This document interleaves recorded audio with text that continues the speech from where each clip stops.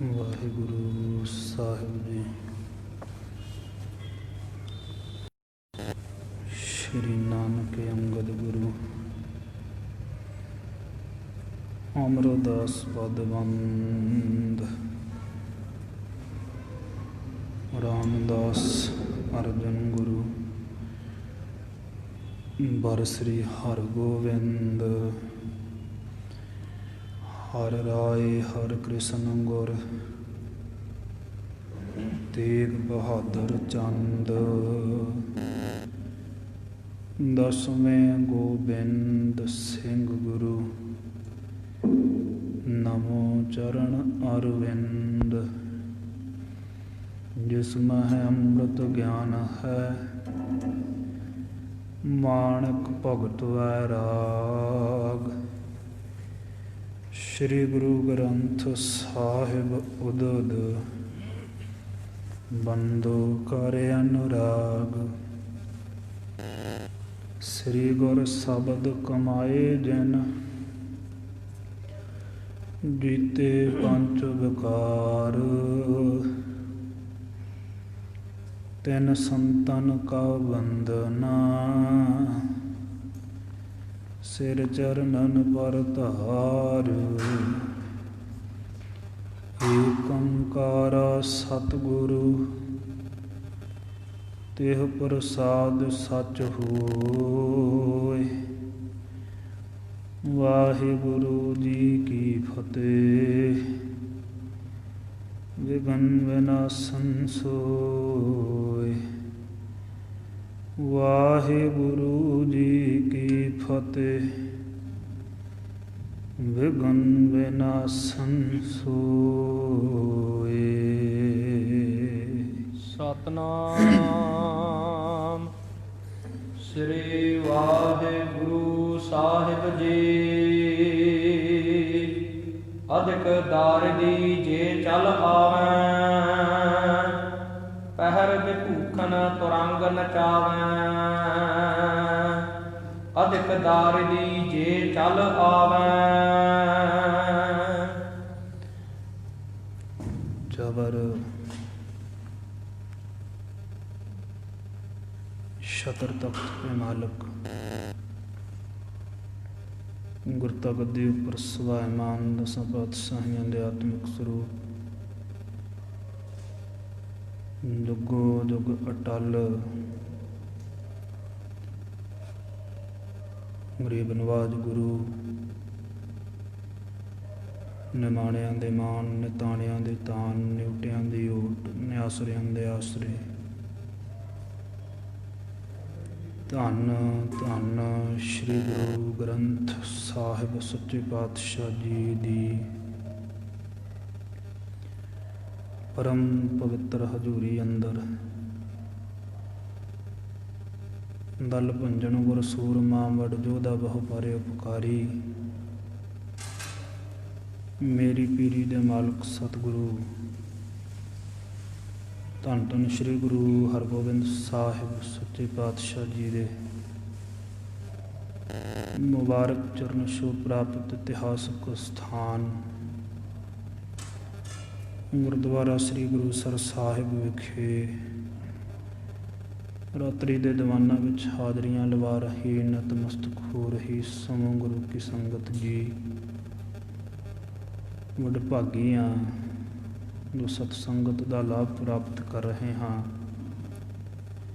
ਸੋ ਆਓ ਗੁਰੂ ਕੀ ਬਖਸ਼ਿਸ਼ ਗੁਰਫਤਿਹ ਵਿੱਚ ਸਾਂਝ ਪਾਓ। ਰਸਨਾ ਸਫਲਾਓ ਬੁਲੰਦ ਆਵਾਜ਼ ਵਿੱਚ ਬੁਲਾਓ ਜੀ। ਵਾਹਿਗੁਰੂ ਜੀ ਕਾ ਖਾਲਸਾ ਵਾਹਿਗੁਰੂ ਜੀ ਕੀ ਫਤਿਹ। ਸੱਚੇ ਪਾਤਸ਼ਾਹ ਦੀ ਮਿਹਰ ਸਦਕਾ ਸਤਿਗੁਰਾਂ ਦੇ ਦਰਸ਼ਨ ਗੁਰਬਾਣੀ ਦੇ ਸ਼ਬਦ ਕੀਰਤਨ ਸੋਦਰ ਸ੍ਰੀ ਰਹਿਰਾਸ ਸਾਹਿਬ ਜੀ ਕੇ ਜਾਪ ਸ਼੍ਰੀ ਮੁਖ ਵਾਕ ਸ਼ਰਵਣ ਕਰਕੇ ਲਾਭ ਖੱਟਿਆ ਲਾਹਾ ਪ੍ਰਾਪਤ ਕੀਤਾ ਹੈ। ਚੱਲ ਰਹੀ ਗੁਰ ਇਤਿਹਾਸ ਦੀ ਲੜੀਵਾਰ ਕਥਾ ਵਿਚਾਰ ਦਾ ਸਮਾਂ। ਸੋ आओ मन चित बिरतियां एकागर करो, सुरत नूं काबू विच रखण दी कोशिश करिए, गुरु दे इतिहास नाल जुड़िए तां कि पूरा पूरा लाभ प्राप्त कर सकीए। कल वाला प्रसंग संखेप कुमात्र साझा करना है तां कि लड़ी जुड़ जावे। श्री गुरु हरगोबिंद साहिब सच्चे पातशाह जी ने भाई बाबक दे अकाल चलाने पिछों ਉਹਦੇ ਪੁੱਤਰਾਂ ਨੇ ਭਾਈ ਬਾਬਕ ਦੀ ਸਾਰੀ ਅੰਤਮ ਕਿਰਿਆ ਯਥਾ ਰੀਤੀ ਰਿਵਾਜ ਦੇ ਮੁਤਾਬਕ ਨਿਭਾਈ। ਬਿਰਾਦਰੀ ਇਕੱਠੀ ਹੋਈ, ਰਿਸ਼ਤੇਦਾਰ ਨਾਤੀ ਸੰਬੰਧੀ ਇਕੱਤਰ ਹੋਏ। ਸਤਿਗੁਰਾਂ ਨੇ ਆਪਣੇ ਹਜ਼ੂਰੋਂ ਵੀ ਸੇਵਕ ਸਿੱਖ ਭੇਜੇ ਔਰ ਫਿਰ ਜਦੋਂ ਇਸ ਦੇ ਸਰੀਰ ਦੀ ਅੰਤਮ ਕਿਰਿਆ ਦੇ ਪਿੱਛੋਂ 13 ਦਿਨ ਬਤੀਤ ਹੋਏ, ਜੋ ਇਹਨਾਂ ਦਾ ਰਿਵਾਜ ਸੀ ਉਸ ਮੁਜਬ, ਜੋ ਉਸ ਦੇ ਨਿਮਿਤ ਇਹਨਾਂ ਨੇ ਧਾਰਮਿਕ ਕਰਮ ਕਿਰਿਆ ਕਰਵਾਉਣੀ ਸੀ ਕਰਵਾਈ। ਉਸ ਸਮੇਂ ਗਰੀਬ ਨਵਾਜ ਨੇ ਇੱਕ ਦੁਸ਼ਾਲਾ, ਇੱਕ ਸੁੰਦਰ ਦਸਤਾਰ ਇਸ ਦੇ ਪੁੱਤਰ ਦੇ ਵਾਸਤੇ ਭੇਜੀ। ਗੁਰੂ ਘਰ ਦੇ ਸੇਵਕ ਲੈ ਕੇ ਗਏ, ਇਸ ਦੇ ਪੁੱਤਰ ਦੇ ਸਿਰ 'ਤੇ ਉਹ ਦਸਤਾਰ ਸਜਾਈ ਹੈ, ਇਸ ਦੀ ਪਿਤਾ ਦੀ ਜ਼ਿੰਮੇਵਾਰੀ ਇਸ ਨੂੰ ਦਿੱਤੀ ਔਰ ਇਸ ਦੇ ਸਰੀਰ ਦੇ ਉੱਪਰ ਸਤਿਗੁਰਾਂ ਦਾ ਭੇਜਿਆ ਹੋਇਆ ਦੁਸ਼ਾਲਾ ਪਹਿਰਾਇਆ। ਔਰ ਸਿੱਖਾਂ ਨੇ ਕਿਹਾ ਚੱਲ ਹੁਣ ਗੁਰੂ ਦਾ ਹੁਕਮ ਹੈ, ਭਾਈ ਬਾਬਕ ਵਾਲੀ ਥਾਂ ਤੂੰ ਸੰਭਾਲ, ਸਵੇਰ ਅਤੇ ਸ਼ਾਮ ਸਤਸੰਗਤ ਦੇ ਵਿੱਚ ਕੀਰਤਨ ਕਰਨਾ ਹੈ। ਇਹ ਬੜੀ ਖੁਸ਼ੀ ਦੇ ਨਾਲ ਸਤਿਗੁਰਾਂ ਦੀ ਨਰਮ ਦਿਲੀ, ਸਤਿਗੁਰਾਂ ਦੀ ਦਰਿਆ ਦਿਲੀ ਵੇਖ ਕੇ ਸਾਜ-ਬਾਜ ਲੈ ਕੇ ਸਤਿਗੁਰਾਂ ਦੇ ਪਾਸ ਪੁੱਜਿਆ। ਪਹਿਲਾਂ ਸਤਿਗੁਰਾਂ ਦੀ ਮਹਿਮਾ ਕੀਤੀ, ਵਡਿਆਈ ਕੀਤੀ ਕਿ ਗਰੀਬ ਨਵਾਜ ਆਪ ਜੀ ਸ਼੍ਰੀ ਗੁਰੂ ਰਾਮਦਾਸ ਸਾਹਿਬ ਸੱਚੇ ਪਾਤਸ਼ਾਹ ਸੋਢੀ ਸੁਲਤਾਨ ਦੇ ਪੋਤਰੇ ਹੋ, ਸ਼੍ਰੀ ਗੁਰੂ ਅਰਜਨ ਦੇਵ ਸਾਹਿਬ ਸੱਚੇ ਪਾਤਸ਼ਾਹ ਦੇ ਸੁਪੁੱਤਰ ਹੋ, ਗੁਰੂ ਨਾਨਕ ਦੀ ਛੇਵੀਂ ਜੋਤ ਤੋਂ ਛੇਵਾਂ ਸਰੂਪ ਹੋ, ਬਲੀ ਹੋ, ਬਹਾਦਰ ਹੋ, ਤਾਕਤਵਰ ਹੋ, ਅਧਿਆਤਮ ਦੀਆਂ ਰਹਿਮਤਾਂ ਦੇ ਨਾਲ ਪਰਿਪੂਰਨ ਹੋ। ਮਹਾਰਾਜ ਕਿਹੜੇ ਕਿਹੜੇ ਗੁਣ ਤੁਹਾਡੇ ਵਡਿਆ ਕੇ ਕਹੇ ਜਾਣ, ਕਿੰਨੇ ਕਿੰਨੇ ਵੱਡੇ ਸੂਰਮੇ ਜਿਹੜੇ ਬੜੇ ਬਹਾਦਰ ਬਲੀ, ਸਰੀਰ ਦੇ ਵਿੱਚ ਬਹੁਤੇ ਜ਼ੋਰ ਦਾ ਹੰਕਾਰ ਲਪੇਟੀ ਫਿਰਦੇ ਸੀ। ਮੁਗਲਸ ਖਾਨ ਵਰਗਿਆਂ ਨੂੰ ਤੁਸੀਂ ਜੰਗ ਦੇ ਵਿੱਚ ਮਾਰ ਦਿੱਤਾ। ਅਬਦੁਲ ਖਾਨ ਵਰਗਿਆਂ ਨੂੰ ਉਹਨਾਂ ਦੀ ਫੌਜ ਦੇ ਸਮੇਤ ਜੰਪੁਰੀ ਭੇਜਿਆ। ਲਲਾ ਬੇਗ, ਕੰਬਰ ਬੇਗ ਬੜੇ ਹੰਕਾਰ ਵਿੱਚ ਬੜੇ ਬਲੀ ਬੜੀ ਫੌਜ ਲੈ ਕੇ ਆਏ, ਪਰ ਉਹਨਾਂ ਦਾ ਵੀ ਵਿਨਾਸ਼ ਕਰ ਦਿੱਤਾ ਹੈ। ਬਾਦਸ਼ਾਹ ਸ਼ਾਹਜਹਾਂ ਦੀ ਹਿੱਕ ਸਾੜ ਦਿੱਤੀ ਹੈ। ਗਰੀਬ ਨੂੰ ਅੱਜ ਤੁਹਾਡੇ ਪਰਾਕਰਮ ਨੇ, ਤੁਹਾਡੀ ਬਹਾਦਰੀ ਨੇ, ਪੈਂਦੇ ਖਾਨ ਤੁਹਾਡੇ ਨਾਲ ਲੂਣ ਹਰਾਮੀ ਨਿਬੜਿਆ। ਉਹਦੇ ਤੁਸੀਂ ਪ੍ਰਤਪਾਲਕ ਸੀ, ਪ੍ਰਤਪਾਲਨਾ ਕੀਤੀ ਸੀ, ਚੜ੍ਹਾਈ ਕਰਕੇ ਆ ਗਿਆ। ਵੈਰੀਆਂ ਦੇ ਸਮੇਤ ਸਾਰਿਆਂ ਨੂੰ ਤੁਸੀਂ ਮਾਰ ਦਿੱਤਾ। ਪੈਂਦੇ ਖਾਨ ਲੱਖ ਦੀ ਗਿਣਤੀ ਦੇ ਤਕਰੀਬਨ ਜਿਹੜੀ ਫੌਜ ਲੈ ਕੇ ਆਇਆ ਸੀ, ਕੋਈ ਵਾਪਸ ਨਾ ਜਾ ਸਕਿਆ। ਤੁਹਾਡਾ ਬਲ, ਤੁਹਾਡਾ ਪਰਾਕਰਮ ਵੇਖ ਕੇ ਬਾਦਸ਼ਾਹ ਸ਼ਾਹਜਹਾਂ ਵੀ ਮੌਨ ਧਾਰ ਕੇ ਚੁੱਪ ਧਰ ਕੇ ਬੈਠ ਗਿਆ ਹੈ। ਕਿਹੜੇ ਕਿਹੜੇ ਗੁਣ ਹਨ ਜਿਹੜੇ ਆਪ ਜੀ ਦੇ ਦੱਸੇ ਜਾਣ, ਸ਼ੇਸ਼ ਨਾਗ ਨਹੀਂ ਬਖਿਆਣ ਕਰ ਸਕਦਾ। ਸਾਰਦਾ ਵਿਦਿਆ ਦੀ ਦੇਵੀ ਜਿਹੜੀ ਸਰਸਵਤੀ ਮੰਨੀ ਜਾਂਦੀ, ਉਹ ਵਖਿਆਣ ਕਰਨ ਲੱਗ ਪਵੇ, ਉਹ ਵਖਿਆਣ ਨਹੀਂ ਕਰ ਸਕਦੀ। ਇਹ ਸਾਰੇ ਲੋਕ ਇਸੇ ਕਰਕੇ ਸਥਿਰ ਹੈ, ਆਪ ਜੀ ਦਾ ਜਸ, ਆਪ ਜੀ ਦੀ ਵਡਿਆਈ ਗਾਉਂਦੇ ਆ। ਇਉਂ ਸਤਿਗੁਰਾਂ ਦੀ ਉਸਤਤ ਕਰਕੇ, ਸਤਿਗੁਰਾਂ ਦੀ ਪ੍ਰਸੰਨਤਾ ਲੈ ਕੇ, ਆਸ਼ੀਰਵਾਦ ਲੈ ਕੇ ਕੀਰਤਨ ਕਰਨ ਲੱਗ ਪਏ। ਅਨੇਕਾਂ ਰਾਗਾਂ ਦੇ ਵਿੱਚ ਤਾਨਾਂ ਦੇ ਨਾਲ ਇਹਨਾਂ ਨੇ ਕੀਰਤਨ ਗਾਇਆ। ਸਭਾ ਦੇ ਸਮੇਤ ਗਰੀਬ ਨਵਾਜ ਗੁਰੂ ਹਰਗੋਬਿੰਦ ਸਾਹਿਬ ਜੀ ਨੂੰ ਪ੍ਰਸੰਨ ਕਰ ਲਿਆ। ਬੜੀ ਖੁਸ਼ੀ ਕੀਤੀ ਇਹਨਾਂ ਦੇ ਉੱਪਰ। ਹਿਰਦੇ ਤੋਂ ਬੇਅੰਤ ਆਨੰਦ ਧਾਰਿਆ ਹੈ। ਆਪਣੇ ਪਿਤਾ ਦੀ ਨਿਆਈ ਕੀਰਤਨ ਦੀ ਸੇਵਾ ਦੇ ਵਿੱਚ ਰੁੱਝ ਗਏ। ਹਰ ਰੋਜ਼ ਸ਼ਾਮ ਸਵੇਰ ਦੀ ਚੌਂਕੀ ਦੇ ਵਿੱਚ ਕੀਰਤਨ ਦੀ ਸੇਵਾ ਨਿਭਾਉਂਦੇ ਹੈ। ਇਉਂ ਕਿੰਨੇ ਦਿਨ ਸ੍ਰੀ ਗੁਰੂ ਹਰਗੋਬਿੰਦ ਸਾਹਿਬ ਸੱਚੇ ਪਾਤਸ਼ਾਹ ਜੀ ਨੂੰ ਬਤੀਤ ਹੋਏ। ਗੁਰੂ ਹਰਿ ਸਾਹਿਬ ਸੱਚੇ ਪਾਤਸ਼ਾਹ ਦੀ ਨਿਮਰਤਾ ਵੇਖਦੇ ਆ ਔਰ ਆਪਣੇ ਸਰੀਰ ਦੇ ਆਪਣੀ ਖੇਡ ਦੇ ਸੰਕੋਚਨ ਦਾ ਸਮਾਂ ਨੇੜੇ ਜਾਣ ਲਿਆ ਹੈ ਔਰ ਆਪਣੇ ਪੋਤਰੇ ਧੰਨ ਧੰਨ ਸ੍ਰੀ ਗੁਰੂ ਹਰਿ ਸਾਹਿਬ ਜੀ ਦੇ ਉੱਪਰ ਗੁਰਤਾ ਗੱਦੀ ਦੀ ਬਖਸ਼ਿਸ਼ ਕਰਨਾ ਚਾਹੁੰਦੇ ਆ। ਇਸ ਤਰੀਕੇ ਦੇ ਨਾਲ ਸੱਚੇ ਪਾਤਸ਼ਾਹ ਜੀ ਦਾਨ ਪੁੰਨ ਬ੍ਰਹਮ ਗਿਆਨ ਦੀ ਦਾਤ ਸਿੱਖਾਂ ਨੂੰ ਗਿਆਨ ਦਿੰਦਿਆਂ ਹੋਇਆਂ ਰਹਿਮਤਾਂ ਬਖਸ਼ਿਸ਼ਾਂ ਦਾ ਮੀਂਹ ਵਰਤਾਉਂਦਿਆਂ ਹੋਇਆਂ ਦਿਨ ਬਤੀਤ ਕਰ ਰਹੇ। ਕੀਰਤਪੁਰ ਸਾਹਿਬ ਸਤਿਗੁਰਾਂ ਦੇ ਦਾਨ ਦੇਣ ਦਾ ਪ੍ਰਸੰਗ ਆ ਰਿਹਾ ਸੀ। ਇਹ ਇੱਥੋਂ ਤੱਕ ਆਪਾਂ ਕੱਲ੍ਹ ਪ੍ਰਸੰਗ ਸਰਵਣ ਕੀਤਾ ਸੀ। ਅੱਗੇ ਜਿਸ ਤਰੀਕੇ ਨਾਲ ਇਤਿਹਾਸ ਦੀ ਪਾਵਨ ਵਿਚਾਰ ਆ ਰਹੀ ਹੈ, ਆਓ ਮਨ ਚਿੱਤ ਬਿਰਤੀਆਂ ਇਕਾਗਰ ਕਰੀਏ ਕਿ ਸਤਿਗੁਰਾਂ ਦੇ ਪਾਵਨ ਇਤਿਹਾਸ ਨਾਲ ਜੁੜੀਏ ਜੀ। ਸਤਨਾਮ ਸ੍ਰੀ ਵਾਹਿਗੁਰੂ ਸਾਹਿਬ ਜੀ। ਅਧਿਕ ਦਾਰਿਦੀ ਜੇ ਚੱਲ ਆਵੈ। ਐਸਾ ਦਾਨ ਦਾ ਪ੍ਰਵਾਹ ਗਰੀਬ ਨਵਾਜ ਨੇ ਚਲਾਇਆ ਹੈ। ਜਿਵੇਂ ਰਣਤੱਤੇ ਵਿੱਚ ਆਪਣੀ ਸ਼੍ਰੀ ਸਾਹਿਬ ਚਲਾਈ ਸੀ ਨਾ, ਕਦੇ ਵੈਰੀਆਂ ਤੇ 4 ਜੰਗਾਂ ਦੇ ਵਿੱਚ ਲੱਖਾਂ ਦੀ ਫੌਜ ਮਾਰ ਦਿੱਤੀ, ਵਿਨਾਸ਼ ਕਰ ਦਿੱਤੀ। ਵੱਡੇ ਵੱਡੇ ਜਰਨੈਲ, ਵੱਡੇ ਵੱਡੇ ਬਲਕਰਨ, ਬਲੀ ਸੂਰਮੇ ਸਤਿਗੁਰਾਂ ਦੀ ਤਿੱਖੀ ਤੇਗ ਦੀ ਧਾਰ ਨੂੰ ਰੋਕ ਨਾ ਸਕੇ। ਐਸਾ ਪ੍ਰਵਾਹੀ ਦੇਖਦਾ ਚਲਾ ਦਿੱਤਾ ਸੱਚੇ ਪਾਤਸ਼ਾਹ ਨੇ ਦਾਨ ਪੁੰਨ ਦਾ। ਜਿੱਧਰ ਜਿੱਧਰ ਨੂੰ ਸੱਚੇ ਪਾਤਸ਼ਾਹ ਜੀ ਦੇ ਦਾਨ ਪੁੰਨ ਦੀ ਚਲਾਈ ਹੋਈ ਸ਼੍ਰੀ ਸਾਹਿਬ ਦੀ ਧਾਰ ਬਹਿੰਦੀ ਹੈ, ਉੱਧਰੋਂ ਉੱਧਰੋਂ ਗਰੀਬ ਅਮੀਰ ਹੁੰਦੇ ਜਾਂਦੇ ਹੈ। ਦਲਿੱਦਰੀਆਂ ਦੀ ਦਲਿੱਦਰਤਾ ਹੀ ਚੁੱਕੀ ਜਾਂਦੀ ਹੈ। ਕਹਿੰਦੇ ਜਿਹੜੇ ਬਹੁਤ ਸਾਰੇ ਗਰੀਬ ਸੀ, ਅਤਿਅੰਤ ਗਰੀਬ ਲੋਕ ਵੀ ਜਿਹੜੇ ਸਨ, ਸਤਿਗੁਰਾਂ ਦੇ ਪਾਸ ਜਿਹੜੇ ਚੱਲ ਕੇ ਆਉਂਦੇ ਹਨ, ਪਹਿਰ ਬਿਭੂਖਨ ਤੁਰੰਗ ਨਚਾਵੈ। ਉਹਨਾਂ ਨੂੰ ਗਹਿਣੇ ਪ੍ਰਾਪਤ ਹੋ ਜਾਂਦੇ ਆ ਗੁਰੂ ਦੀ ਮਿਹਰ ਦੇ ਨਾਲ। ਘੋੜੇ ਨਚਾਉਂਦੇ ਜਾਂਦੇ ਆ ਵਾਪਸ ਆਪਣੇ ਘਰਾਂ ਨੂੰ। ਐਸੀ ਮਿਹਰ ਹੋ ਜਾਂਦੀ ਹੈ, ਸਤਿਗੁਰਾਂ ਦੀ ਬਖਸ਼ਿਸ਼ ਨਾਲ ਦਰਿਦਰੀ ਚੁੱਕੀ ਜਾਂਦੀ ਹੈ। ਜਬ ਆਪਣੇ ਘਰ ਪਹੁੰਚਹਿ ਜਾਏ। ਜਦੋਂ ਆਪਣੇ ਘਰ ਦੇ ਵਿੱਚ ਜਾ ਕਰਕੇ ਇਹ ਲੋਕ ਪਹੁੰਚਦੇ ਹਨ ਜੀ। ਸੰਬੰਧੀ ਜੇ ਹੈ ਸਮੁਦਾਏ। ਜਿਹੜੇ ਸਮੁਦਾਇ ਸਾਰੇ ਸੰਬੰਧੀ ਆ ਇਹਨਾਂ ਲੋਕਾਂ ਦੇ, ਤਿਨ ਤੇ ਤੁਰਤ ਨਾ ਹੋਏ ਚਿਨਾਰਾ। ਐਸੀ ਬਖਸ਼ਿਸ਼ ਲੈ ਕੇ ਵਾਪਸ ਜਾਂਦੇ ਆ। ਉਹਨਾਂ ਤੋਂ ਛੇਤੀ ਪਛਾਣੇ ਹੀ ਨਹੀਂ ਜਾਂਦੇ ਵੀ ਇਹ ਸਾਡਾ ਰਿਸ਼ਤੇਦਾਰ ਹੀ ਹੈ, ਜਿਹੜਾ ਸਾਡੇ ਕੋਲੋਂ ਗਿਆ ਸੀ ਕਿ ਉਹੋ ਹੀ ਮਨੁੱਖ ਹੈ। ਦੇਸ਼ ਬੇਸ਼ ਕੋ ਦੇਹ ਵਿਸਾਰੀ। ਦੇਸ਼ਾਂ ਦੇਖ ਕਰਕੇ ਇਹਨਾਂ ਦੇ ਵੇਸ਼ ਨੂੰ, ਇਹਨਾਂ ਦੇ ਪਹਿਰਾਵੇ ਨੂੰ ਲੋਕ ਇਹਨਾਂ ਨੂੰ ਭੁਲਾ ਹੀ ਦਿੰਦੇ ਹਨ ਜੀ। ਕੀਰਤਿਕ ਸੈਨ ਬਣਾਏ ਸਿਧਾਵੈ। ਕਿੰਨੇ ਕੁ ਐਸੇ ਹੈ ਜਿਹੜੇ ਆਪਣੇ ਸਾਕ ਸੰਬੰਧੀਆਂ ਨੂੰ, ਆਪਣੇ ਮੇਲ ਮਿਲਾਪ ਵਾਲਿਆਂ ਨੂੰ ਨਾਲ ਲੈ ਕੇ ਆਉਂਦੇ ਆ। ਸ਼੍ਰੀ ਗੁਰੂ ਹਰਗੋਬਿੰਦ ਸਾਹਿਬ ਜੀ ਦੇ ਪਾਸ ਰਹਿ ਕੇ ਜੰਗ ਵਿੱਦਿਆ ਦਾ ਅਭਿਆਸ ਕਰਦੇ ਆ, ਯੁੱਧ ਕਲਾ ਸਿੱਖਦੇ ਆ। ਸੱਚੇ ਪਾਤਸ਼ਾਹ ਇਹਨਾਂ ਨੂੰ ਸਿੱਖਿਆ ਹੋਇਆਂ ਨੂੰ ਘੋੜੇ ਦਾਨ ਦੇ ਦਿੰਦੇ ਹਨ, ਸ਼ਸਤਰ ਦਾਨ ਦੇ ਦਿੰਦੇ ਆ ਸੋਹਣੇ ਸੋਹਣੇ।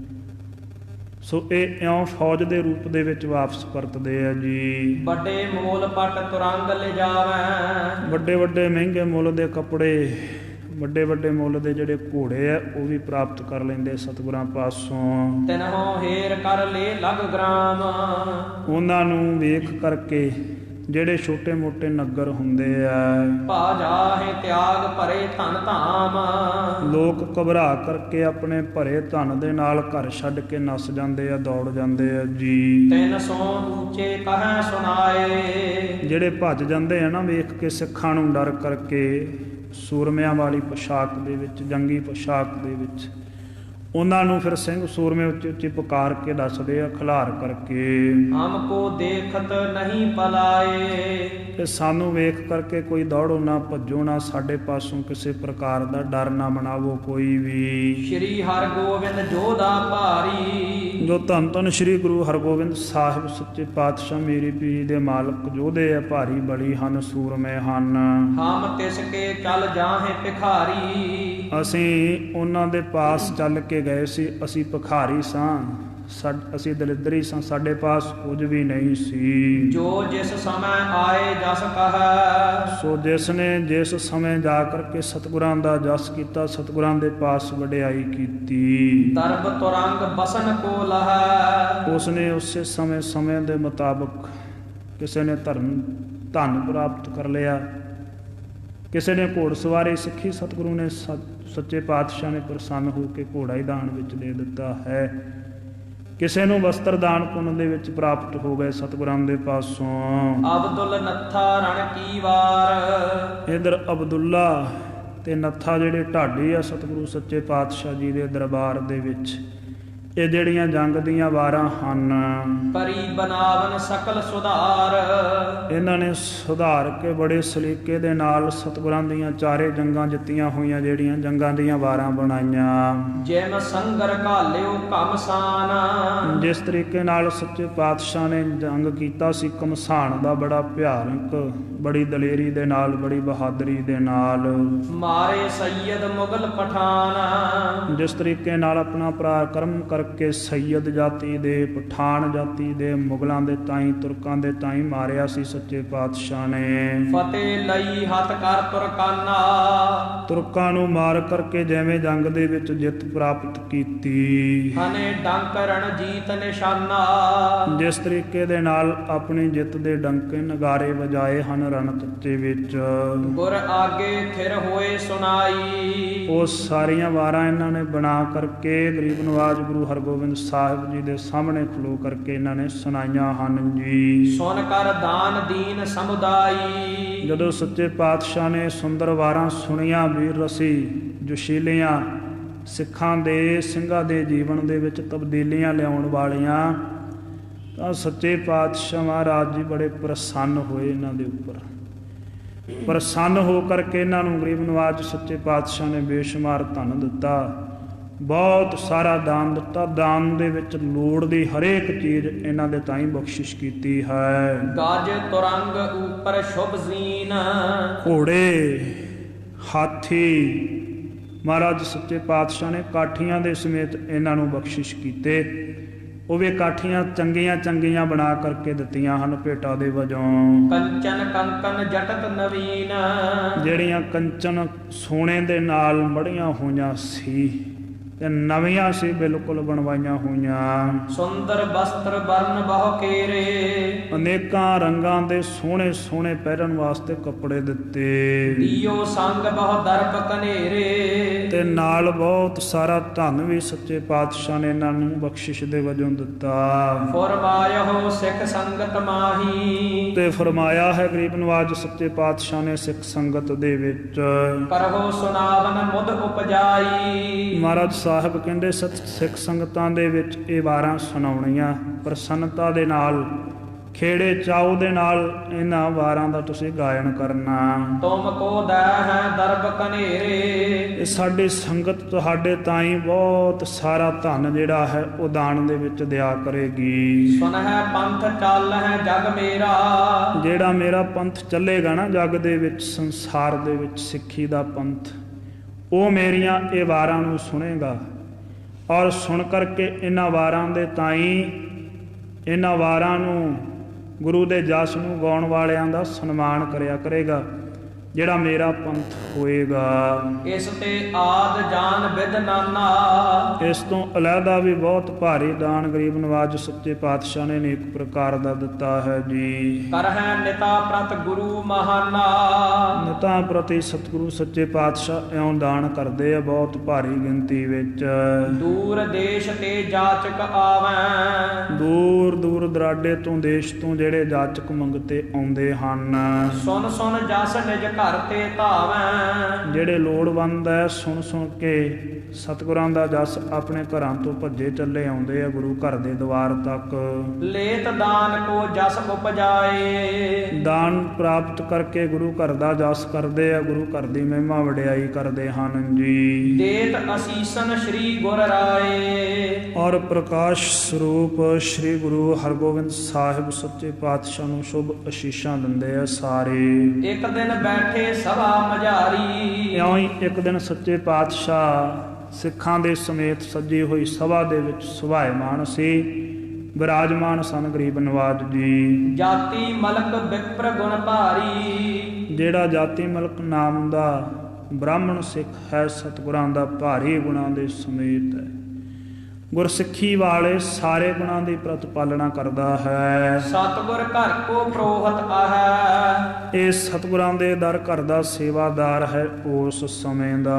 ਆਯੁਧ ਧਾਰੀ ਹੋਇ ਠਿਗ ਰਹੈ। ਸ਼ਸਤਰ ਧਾਰੀ ਹੋ ਕਰਕੇ ਹਮੇਸ਼ਾ ਗਰੀਬ ਨਵਾਜ ਗੁਰੂ ਹਰਗੋਬਿੰਦ ਸਾਹਿਬ ਜੀ ਦੇ ਨਜ਼ਦੀਕ ਰਹਿੰਦਾ ਹੈ ਜੀ। ਰਣ ਮਹਿ ਕੀਨੇ ਪਰਾਕਰਮ ਭਾਰੇ। ਔਰ ਇਸ ਨੇ ਜੰਗ ਯੁੱਧ ਦੇ ਵਿੱਚ ਵੀ ਬਹੁਤ ਭਾਰਾ ਬਲ ਕਰਕੇ ਦਿਖਾਇਆ, ਬਹੁਤ ਭਾਰੀ ਦਲੇਰੀ ਕਰ ਕਰਕੇ ਦਿਖਾਈ ਹੈ। ਸ਼ਤਰੂ ਤੁਰਕ ਅਨੇਕ ਸੰਘਾਰੇ। ਅਨੇਕਾਂ ਜਿਹੜੇ ਤੁਰਕ ਵੈਰੀ ਹਨ ਰਣ ਭੂਮੀ ਦੇ ਵਿੱਚ ਇਸ ਮਲਕ ਜਾਤੀ ਸਿੱਖ ਸੂਰਮੇ ਨੇ ਰਣ ਦੇ ਵਿੱਚ ਮੁਕਾਬਲਾ ਕਰਦਿਆਂ ਵੈਰੀਆਂ ਦਾ ਵਿਨਾਸ਼ ਕੀਤਾ।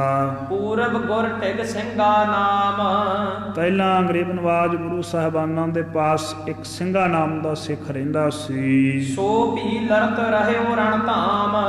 ਉਹ ਵੀ ਗੁਰੂ ਹਰਗੋਬਿੰਦ ਸਾਹਿਬ ਸੱਚੇ ਪਾਤਸ਼ਾਹ ਜੀ ਦੇ ਹਜ਼ੂਰ ਹੀ ਰਣ ਭੂਮੀ ਦੇ ਵਿੱਚ ਰਣ ਲੜਿਆ। ਜੰਗ ਉਸਨੇ ਲੜੀ ਹੈ। ਤਿਸ ਪੀਛੈ ਇਹੋ ਭਾ ਸਵਧਾਨ। ਉਹਨਾਂ ਤੋਂ ਪਿੱਛੋਂ ਇਹ ਜਿਹੜਾ ਹੈ ਮਲਕ ਜਾਤੀ ਇਹ ਸੂਰਮਾ ਸਾਵਧਾਨ ਹੋ ਗਿਆ। ਇਸ ਨੇ ਜੰਗ ਲੜਨ ਦੀ ਕਮਾਂਡ ਸੰਭਾਲ ਲਈ। ਚੜ੍ਹੈ ਤੁਰੰਗ ਵੀਰ ਬਲਵਾਨ। ਘੋੜੇ ਦੇ ਉੱਪਰ ਸਵਾਰ ਹੁੰਦਾ, ਬੜੀ ਬਲਵਾਨ ਹੈ ਸੂਰਮਾ ਬੜਾ ਜ਼ਿਆਦਾ। ਦਇਆ ਰਾਮ ਉਪਜਿਓ ਇਸ ਨੰਦ। ਇਸ ਦੇ ਘਰ ਦੇ ਵਿੱਚ ਇਸ ਦਾ ਇੱਕ ਪੁੱਤਰ ਵੀ ਉਤਪੰਨ ਹੋਇਆ, ਜਨਮ ਲਿਆ, ਜਿਸ ਦਾ ਨਾਮ ਇਸ ਨੇ ਦਇਆ ਰਾਮ ਰੱਖਿਆ।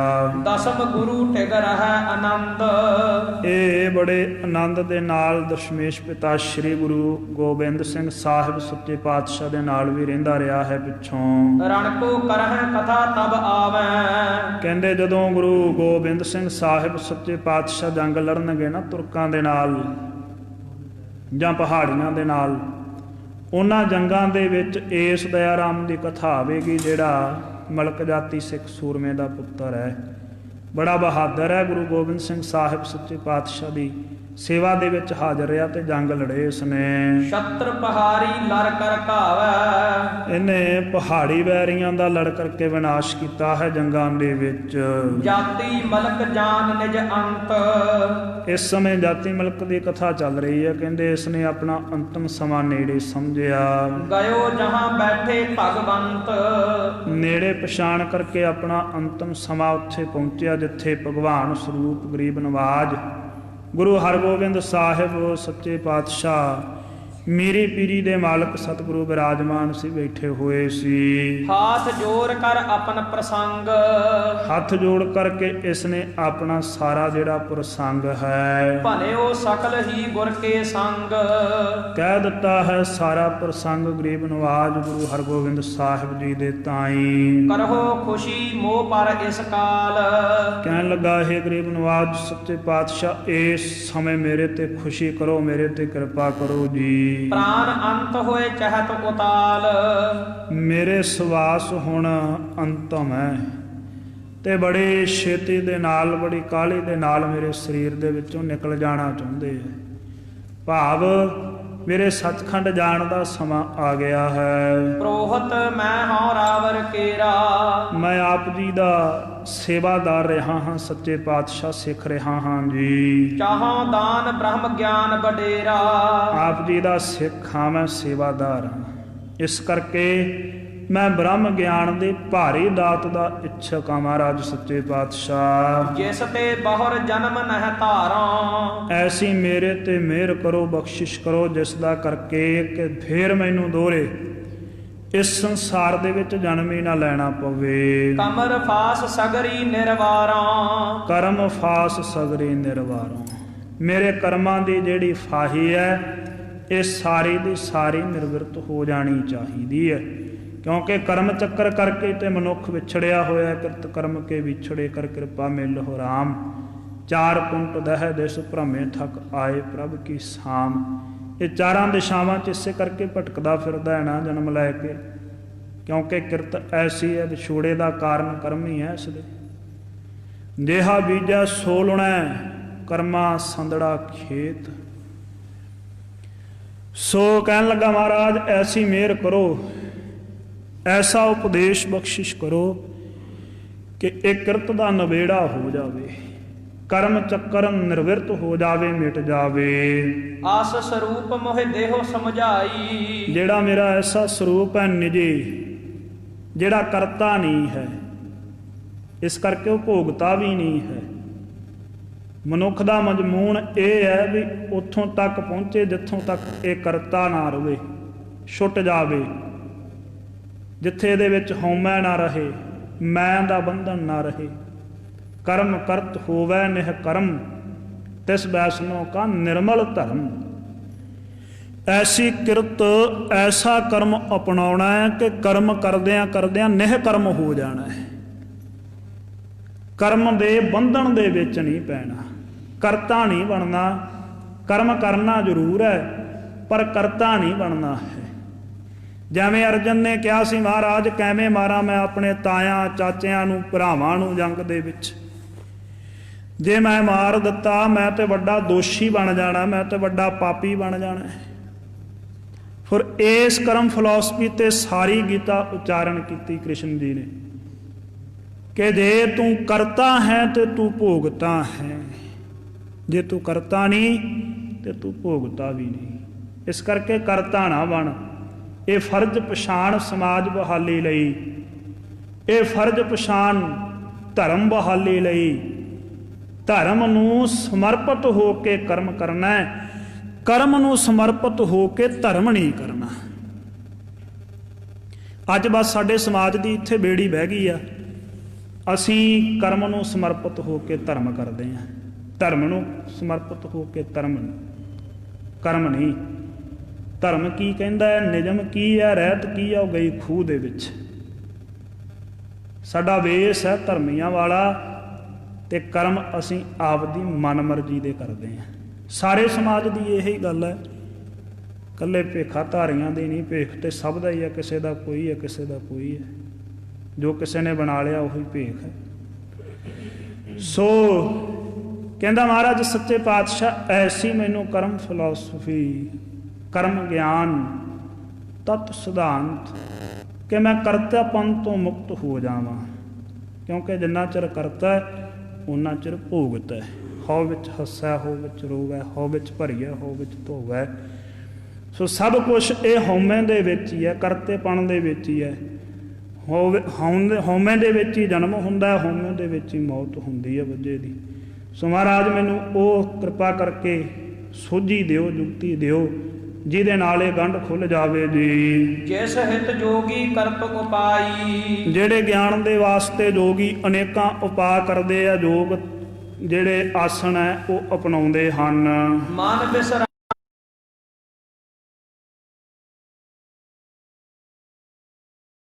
ਫਿਰਦਾ ਸੱਚੇ ਪਾਤਸ਼ਾਹ। ਨਿਜ ਆਨੰਦ ਕੋ ਬਿਖੈ ਸਮਾਵੈ। ਮਹਾਰਾਜ ਸੱਚੇ ਪਾਤਸ਼ਾਹ ਮਨ ਵਿਸਰਾਮ ਪਾਏ ਨਹਿ ਧਾਵੈ।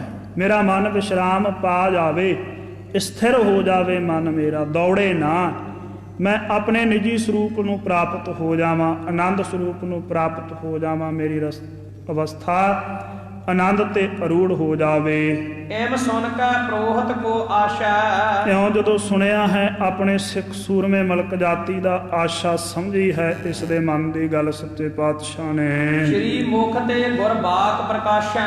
ਉਸ ਸਮੇਂ ਗਰੀਬ ਨਵਾਜ ਗੁਰੂ ਹਰਗੋਬਿੰਦ ਸਾਹਿਬ ਜੀ ਨੇ ਆਪਣੇ ਮੁਖਾਰਬਿੰਦ ਤੋਂ ਬਚਨ ਕਹੇ। ਫਿਰ ਜਾਤੀ ਮਲਕ ਧਨ ਤੁਮ ਅਹੋ। ਮਹਾਰਾਜ ਸਾਹਿਬ ਕਹਿਣ ਲੱਗੇ ਇਹ ਜਾਤੀ ਮਲਕ ਤੂੰ ਧਨ ਹੈ, ਤੇਰਾ ਜੀਵਨ ਧਨਤਾ ਦੇ ਯੋਗ ਹੈ। ਤਨ ਹੰਤਾ ਕਉ ਤਿਆਗਨ ਚਹੋ। ਜੋ ਤੂੰ ਧਨ ਦੀ ਹੰਤਾ ਨੂੰ, ਹਉਮੈ ਨੂੰ ਤਿਆਗ ਦੇਣਾ ਚਾਹੁੰਦਾ ਹੈ, ਹੁਣ ਛੱਡ ਦੇਣਾ ਚਾਹੁੰਦਾ ਹੈ। ਦੁਬਦਾ ਮਹਿਮਨ ਵਿਗੜਿਓ ਸਦਾ। ਦਵੈਤ ਦੇ ਵਿੱਚ ਫਸੇ ਹੋਏ ਦਾ ਮਨੁੱਖ ਦਾ ਮਨ ਸਦਾ ਹੀ ਵਿਗੜ ਜਾਂਦਾ ਹੈ।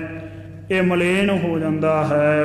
ਇਕਤਾ ਮਹਿ ਪ੍ਰਾਪਤ ਨਹਿ ਕਦਾ, ਕਦੇ ਵੀ ਇੱਕ ਰਸਤਾ ਨੂੰ ਪ੍ਰਾਪਤ ਨਹੀਂ ਹੁੰਦਾ, ਸਥਿਰਤਾ ਨੂੰ ਪ੍ਰਾਪਤ ਨਹੀਂ ਹੁੰਦਾ, ਖਲੋਂਦਾ ਨਹੀਂ। ਨਿਜ ਸਰੂਪ ਤਨ ਕੋ ਨਹਿ ਜਾਣ, ਇਸ ਕਰਕੇ ਆਪਣੇ ਸਰੀਰ ਨੂੰ ਕਦੇ ਵੀ ਆਪਣਾ ਨਿਜੀ ਸਰੂਪ ਨਹੀਂ ਸਮਝਣਾ।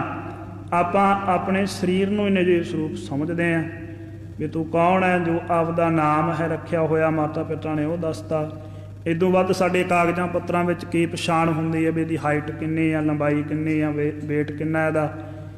ਇਹਦੇ ਹੱਥ ਤੇ ਤਿਲ ਹੈ, ਇਹਦੀ ਗਰਦਨ ਤੇ ਸੱਟ ਦਾ ਨਿਸ਼ਾਨ ਹੈ, ਇਹਦੀ ਲੱਤ ਤੇ ਸੱਟ ਦਾ ਨਿਸ਼ਾਨ ਹੈ ਤੇ ਆਦਿ। ਸਾਡੀ ਪਛਾਣ ਸਾਡਾ ਸਰੀਰ ਬਣ ਜਾਂਦਾ ਸਮਾਜ ਦੇ ਵਿੱਚ, ਕਿਉਂਕਿ ਸਮਾਜ ਦਾ ਹਿੱਸਾ ਹੈ ਤੇ ਇਸੇ ਨੂੰ ਹੀ ਅਸੀਂ ਆਪਣਾ ਆਪ ਮੰਨ ਕੇ ਬਹਿ ਜਾਂਦੇ ਹਾਂ। ਜਨਮਤ ਅਰ ਇਹ ਬਿਨ ਸਨਵਾਨ, ਪਰ ਮਹਾਰਾਜ ਸੱਚੇ ਪਾਤਸ਼ਾਹ ਕਹਿੰਦੇ ਕਿਵੇਂ ਪਛਾਣ ਹੋ ਸਕਦੀ ਹੈ ਤੇਰੀ, ਕਿਉਂਕਿ ਤੇ ਜੰਮਦਾ ਹੈ। ਜੇ ਤੇਰੀ ਪਛਾਣ ਹੋਵੇ ਫਿਰ ਇਹਨੂੰ ਜੰਮਣ ਦੀ ਕੀ ਲੋੜ।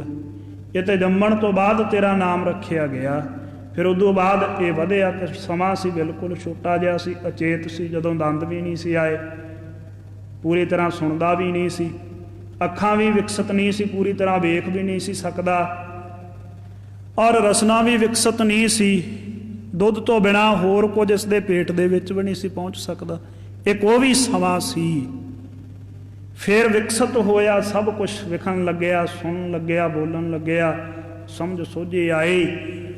ਇਹ ਕੁਝ ਕਰਦਿਆਂ ਕਰਦਿਆਂ ਫਿਰ ਇੱਕ ਸਮਾਂ ਆਇਆ ਜਦੋਂ ਬੁਢਾਪੇ ਨੂੰ ਪ੍ਰਾਪਤ ਹੋ ਗਿਆ, ਫਿਰ ਸਾਰਾ ਬਲ ਖੀਣ ਹੋ ਗਿਆ ਤੇ ਅੰਤਮ ਦੇ ਸਮੇਂ ਫਿਰ ਮਰ ਗਿਆ। ਸੋ ਇਸ ਕਰਕੇ ਇਹ ਪਛਾਣ ਨਹੀਂ ਹੋ ਸਕਦੀ, ਇਹ ਨਿਜੀ ਸਰੂਪ ਨਹੀਂ ਹੋ ਸਕਦਾ। ਬਾਲਕ ਤਰਨ ਬ੍ਰਿਧ ਹੋਏ ਜਾਏ, ਕਿਉਂਕਿ ਇਹ ਬਾਲਕ ਅਵਸਥਾ ਨੂੰ ਪ੍ਰਾਪਤ ਹੁੰਦਾ ਹੈ, ਕਿਸ਼ੋਰਾ ਅਵਸਥਾ ਨੂੰ, ਜਵਾਨੀ ਦੀ ਅਵਸਥਾ ਨੂੰ, ਬੁਢੇਪੇ ਦੀ ਅਵਸਥਾ ਨੂੰ। ਆਹ ਪ੍ਰਣਾਮੀ ਏਵ ਉਪਾਏ, ਇਹ ਪ੍ਰਣਾਮੀ ਹੈ, ਬਦਲਾਵ ਦੇ ਭਾਵ ਨੂੰ ਪ੍ਰਾਪਤ ਹੁੰਦਾ ਹੈ, ਬਦਲਦਾ ਹੈ ਸਮੇਂ ਸਮੇਂ ਦੇ ਮੁਤਾਬਕ।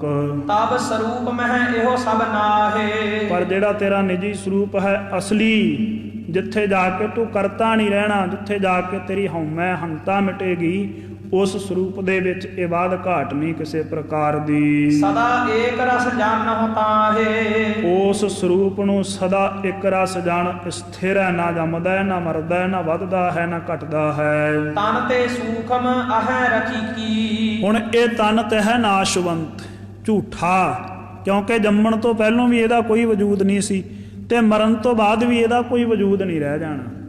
ਹੁਣ ਇਹਦੇ ਤੋਂ ਬਰੀਕ ਹੈ ਅੱਗੇ ਇੰਦਰੀਆਂ ਇਸ ਸਰੀਰ ਦੀਆਂ, ਤਿਨ ਕੀ ਗਤ ਜਾਣਹੁ ਵਿਧ ਨੀਕੀ, ਉਹਨਾਂ ਦੀ ਜਿਸ ਤਰੀਕੇ ਦੇ ਨਾਲ ਗਤੀ ਹੈ ਇੰਦਰੀਆਂ ਦੀ। ਗਿਆਨ ਤੇ ਕਰਮ ਇੰਦਰੀਆਂ ਹੈ ਮਨੁੱਖ ਦੀਆਂ, 5 ਗਿਆਨ ਇੰਦਰੀਆਂ, 5 ਕਰਮ ਇੰਦਰੀਆਂ। ਕਰਮ ਇੰਦਰੀਆਂ ਜਿਨ੍ਹਾਂ ਨਾਲ ਆਪਾਂ ਕੰਮ ਕਰਦੇ ਹਾਂ, ਜਿਵੇਂ ਹੱਥਾਂ ਦੇ ਨਾਲ, ਪੈਰਾਂ ਦੇ ਨਾਲ, ਰਸਨਾਂ ਦੇ ਨਾਲ, ਅੱਖਾਂ ਦੇ ਨਾਲ, ਇਹ ਕਰਮ ਇੰਦਰੀਆਂ। ਫਿਰ ਅੱਗੇ ਗਿਆਨ ਇੰਦਰੀਆਂ ਜਿਨ੍ਹਾਂ ਨਾਲ ਸਾਨੂੰ ਸੋਝੀ ਹੁੰਦੀ ਹੈ, ਸਪਰਸ਼, ਰੂਪ, ਰਸ, ਗੰਧ ਦੀ। ਨੱਕ ਸੁੰਘਦਾ ਹੈ, ਇਹ ਚਮੜੀ ਸਪਰਸ਼ ਮਹਿਸੂਸ ਕਰਦੇ ਹੈ। ਅੱਖਾਂ, ਨੇਤਰ ਆ ਜਿਹੜੇ ਉਹ ਪਰਖਦੇ ਆ ਰੂਪ ਦੇ ਤਾਈਂ। ਸ਼ਬਦ ਨੂੰ ਸੁਣਦੇ ਆ ਕੰਨ, ਤੇ ਰਸ ਨੂੰ ਪਰਖਦੇ ਆ ਰਸਨਾ। ਸੋ ਇਹ ਕਰਮ ਇੰਦਰੀਆਂ ਹੈ। ਮਹਾਰਾਜ ਸੱਚੇ ਪਾਤਸ਼ਾਹ ਕਹਿੰਦੇ ਇਹਨਾਂ ਕਰਮ ਇੰਦਰੀਆਂ ਨੂੰ ਵੀ ਆਪਣਾ ਸਰੂਪ ਨਾ ਜਾਣ। ਇਹ ਵੀ ਨਹਿ ਸਰੂਪ ਨਿਜ ਜਾਣਹੁ, ਇਹ ਵੀ ਤੇਰਾ ਨਿਜੀ ਸਰੂਪ ਨਹੀਂ ਹੈ, ਜਾਣ ਲੈ ਇਸ ਗੱਲ ਦੇ ਤਾਈਂ। ਇਕ ਤਾਂ ਪ੍ਰਿਥਕ ਪ੍ਰਿਥਕ ਇਨ ਮਾਨਹੁ, ਇਹਦਾ ਕਾਰਨ ਇਹ ਆ ਨਾ ਜਾਣਨ ਦਾ, ਇੱਕ ਤਾਂ ਇਹ ਵੱਖੋ ਵੱਖਰੀਆਂ ਹਨ ਸਾਰੀਆਂ। ਸਭ ਕੋ ਇੱਕ ਸੁਭਾਵ ਨਹਿ ਆਹ, ਫਿਰ ਦੂਜਾ ਸਾਰੀਆਂ ਦਾ ਇੱਕੋ ਜਿਹਾ ਸੁਭਾਵ ਨਹੀਂ ਹੈ। ਇਹਨਾਂ ਦੇ ਵਿੱਚੋਂ ਸਪਰਸ਼ ਕੇਵਲ ਚਮੜੀ ਕਰ ਸਕਦੇ ਆ। ਜੇ ਕਹੀਏ ਵੀ ਅੱਖਾਂ ਨੂੰ ਸਪਰਸ਼ ਕਰਾ ਕੇ ਵੇਖੀਏ ਤੇ ਫਿਰ ਕੰਮ ਖਰਾਬ ਹੋ ਜਾਏਗਾ। ਅੱਖਾਂ ਸਪਰਸ਼ ਨਹੀਂ ਮਹਿਸੂਸ ਕਰ ਸਕਦੀਆਂ, ਉਹ ਰੂਪ ਦੇ ਵਿਸ਼ੇ ਨੂੰ ਪਛਾਣ ਸਕਦੀਆਂ। ਇਸੇ ਤਰੀਕੇ ਨਾਲ ਵੇਖ ਸਕਦੀਆਂ ਅੱਖਾਂ। ਜੇ ਕੰਨਾਂ ਦੇ ਨਾਲ ਵੇਖਣ ਦੀ ਕੋਸ਼ਿਸ਼ ਕਰੀਏ, ਅੱਖਾਂ ਬੰਦ ਕਰਕੇ ਕਿਵੇਂ ਵੇਖ ਲਵਾਂਗੇ, ਨਹੀਂ ਵੇਖਿਆ ਜਾਣਾ। ਇਸੇ ਤਰੀਕੇ ਨਾਲ ਸੁਣ ਸਕਦੇ ਆ ਕੰਨ, ਕੰਨਾਂ ਨੂੰ ਬੰਦ ਕਰਕੇ ਕਹੀਏ ਜ਼ੁਬਾਨ ਦੇ ਨਾਲ ਸੁਣ ਲਈਏ, ਕਿਸੇ ਦੀ ਗੱਲ ਨਹੀਂ ਸੁਣੀ ਜਾ ਸਕਦੀ ਹੈ। ਸੋ ਇਹਨਾਂ ਦੇ ਪ੍ਰਥਕ ਪ੍ਰਥਕ ਕੰਮ ਸੁਭਾਵ ਵੀ ਵੱਖੋ ਵੱਖਰੇ ਹਨ। ਦੇਖਹਿ ਸੁਣਹਿ ਗੰਧ ਰਸ ਲਹੈ, ਇੱਕ ਇੰਦਰਾ ਵੇਖਦਾ ਹੈ, ਇੱਕ ਸੁਣਦਾ ਹੈ, ਇੱਕ ਸੁਗੰਧੀ ਨੂੰ ਪ੍ਰਾਪਤ ਹੁੰਦਾ ਹੈ, ਇੱਕ ਰਸ ਪ੍ਰਾਪਤ ਕਰਦਾ ਹੈ ਤੇ ਇੱਕ ਸਪਰਸ਼ ਨੂੰ ਪ੍ਰਾਪਤ ਹੁੰਦਾ, ਸਪਰਸ਼ ਦੀ ਪਛਾਣ ਰੱਖਦਾ ਹੈ ਜੀ। ਤੋਬ ਸਰੂਪ ਮਹਿ ਇਹੋ ਕਛ ਨਾਹੀ, ਪਰ ਤੇਰੇ ਨਿੱਜੀ ਸਰੂਪ ਦੇ ਵਿੱਚ ਤੇ ਕੁਛ ਹੈ ਹੀ ਨਹੀਂ ਜਿੱਥੇ ਤੂੰ ਕਰਤਾਪਨ ਤੋਂ ਛੁੱਟੇਗਾ। ਇਨ ਤੇ ਪਰੈ ਲਖਹੁ ਉਰ ਮਾਹੀ, ਹੁਣ ਇਹਨਾਂ ਗਿਆਨ ਤੇ ਕਰਮ ਇੰਦਰੀਆਂ ਤੋਂ ਪਰੇ ਇੱਕ ਮਨ ਹੈ, ਮਨ ਦੇ ਤਾਈਂ ਸਮਝ।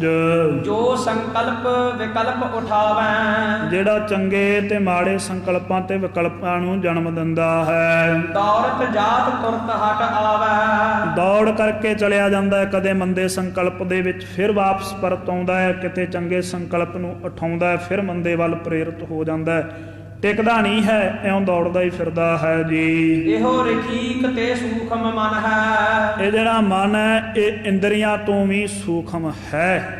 ਸਮਝਣ ਦੀ ਲੋੜ ਆ। ਆਪਾਂ ਕਹਿੰਦੇ ਮਨ ਨਹੀਂ ਟਿਕਦਾ, ਪਹਿਲੋਂ ਤਨ ਟਿਕਾਉਣਾ ਪੈਣਾ ਹੈ, ਸਰੀਰ ਨੂੰ ਟਿਕਾਉਣ ਤੋਂ ਬਾਅਦ ਫਿਰ ਗਿਆਨ ਤੇ ਕਰਮ ਇੰਦਰੇ ਟਿਕਾਉਣੇ ਪੈਣੇ ਆ। ਅੱਖਾਂ ਦੀ ਚੰਚਲਤਾ ਵੀ ਛੱਡਣੀ ਪੈਣੀ ਆ, ਰਸਨਾ ਦੀ ਵੀ ਛੱਡਣੀ ਪੈਣੀ ਆ, ਕੰਨਾਂ ਨੂੰ ਵੀ ਕਾਬੂ ਦੇ ਵਿੱਚ ਲਿਆਉਣਾ ਪੈਣਾ ਹੈ, ਚਮੜੀ ਨੂੰ ਵੀ ਕਾਬੂ ਦੇ ਵਿੱਚ ਲਿਆਉਣਾ ਪੈਣਾ ਹੈ। ਗਰਮ ਇਹ ਜਿਹੜੇ ਕਰਮ ਤੇ ਗਿਆਨ ਇੰਦਰੇ ਆ ਇਹ ਵੀ ਸੁੱਧਣੇ ਪੈਣਗੇ, ਤਨ ਵੀ ਸੁੱਧਣਾ ਪਏਗਾ, ਫਿਰ ਜਾ ਕੇ ਕਿਤੇ ਮਨ ਦੀ ਵਾਰੀ ਆਉਣੀ ਹੈ। ਜੇ ਅਸੀਂ ਸਥੂਲਤਾ ਨੂੰ ਹੀ ਨਹੀਂ ਕਾਬੂ ਕਰ ਸਕਦੇ ਤੇ ਸੂਖਮਤਾ ਨੂੰ ਫਿਰ ਕਿੱਥੋਂ ਜਾ ਕੇ ਕਾਬੂ ਕਰ ਲਵਾਂਗੇ? ਨਹੀਂ ਕਰ ਸਕਦੇ ਹਾਂ।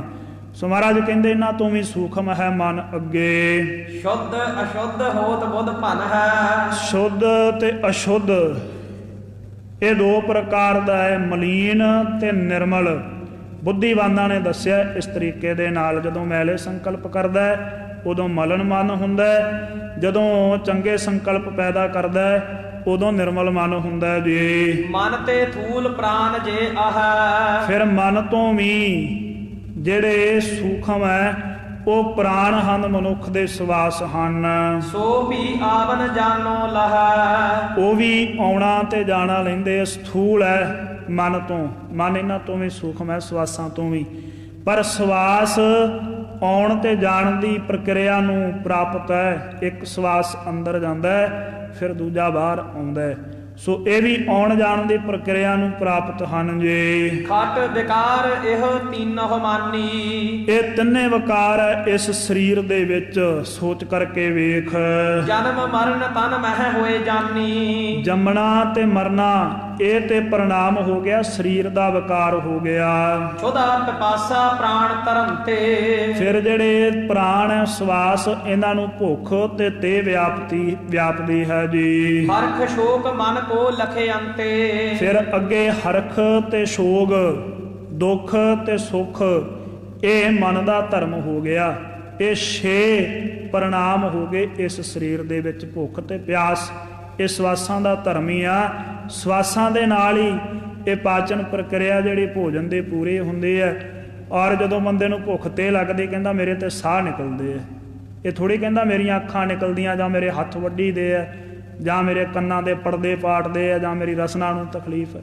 ਜਦੋਂ ਭੁੱਖ ਜਾਂ ਤੇ ਲੱਗੇ ਕਹਿੰਦਾ ਸਾਹ ਨਿਕਲਦੇ ਆ ਮੇਰੇ, ਕਿਉਂਕਿ ਇਹਨਾਂ ਦਾ ਸੰਬੰਧ ਹੀ ਸਾਹ ਦੇ ਨਾਲ ਹੈ, ਭੁੱਖ ਤੇ ਪਿਆਸ ਦਾ। ਸੋ ਇਸ ਕਰਕੇ ਮਹਾਰਾਜ ਸਾਹਿਬ ਕਹਿੰਦੇ ਇਸ ਤਰੀਕੇ ਨਾਲ ਇਹ ਪ੍ਰਣਾਮ ਨੂੰ ਪ੍ਰਾਪਤ ਹੁੰਦਾ ਹੈ ਜੀਵ। ਜੰਮਣਾ ਮਰਨਾ ਸਰੀਰ ਦਾ ਧਰਮ ਹੋਇਆ, ਭੁੱਖ ਪਿਆਸ ਪ੍ਰਾਣਾਂ ਦਾ ਧਰਮ ਹੋਇਆ, ਤੇ ਸ਼ੋਖ ਤੇ ਹਰਖ ਹਸਣਾ ਭਾਵ ਦੁੱਖ ਤੇ ਸੁੱਖ ਇਹ ਜਿਹੜੇ ਹੈ ਇਹ ਮਨ ਦੇ ਸੰਕਲਪ ਹੈ, ਮਨ ਦਾ ਧਰਮ ਹੈ, ਮਨ ਦੇ ਵਿੱਚ ਸਫੁਰਨ ਹੁੰਦੇ। 6 ਪ੍ਰਣਾਮ ਹੋ ਗਏ। ਇਉਂ ਇਹਨਾਂ 6 ਪ੍ਰਣਾਮਾਂ ਦੇ ਅਧੀਨ ਇਹ ਸਰੀਰ ਆ। ਇਸ ਕਰਕੇ ਇਹ ਸਰੀਰ ਤੇਰਾ ਨਿੱਜੀ ਸਰੂਪ ਨਹੀਂ ਹੋ ਸਕਦਾ।